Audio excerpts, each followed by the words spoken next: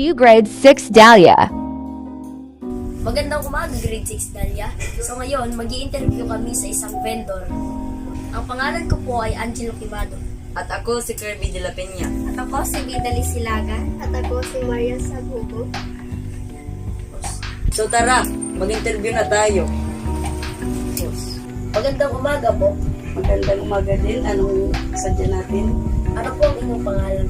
Ako, si Nadine de la Peña, isang vendor. Ano po ang itinitinda nyo? Ang itinitinda ko ay isang sari-sari.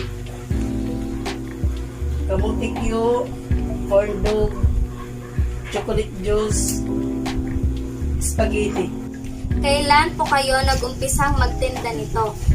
Nag-umpisa ako noong August 29, 2023. Gaano na po kayo katagal nagtitinda nito? Matagal na, 3 taon. Sapat po ba ang inyong kinikita sa araw-araw nitong gastusin? Hindi sapat ang aking kinikita sa araw-araw dahil mga mahal ngayon ang mga bilihin. Ano po ba ang pinakamalaking pagsubok sa pagtitinda nyo ngayong taon? Ang malaking pagsubok sa taong ito, yung paghahanap ng mga sangkap tulad ng kamuti. Maaari po bang makita ang inyong mga paninda? Oo, pwede naman makita.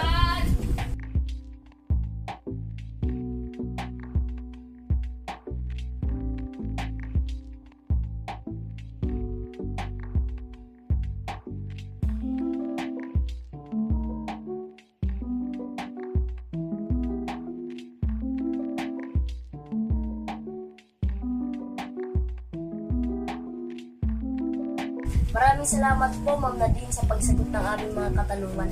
Okay, walang anuman. So guys, dito na po magtatapos ang aming pag-i-interview. Maraming salamat po sa panonood.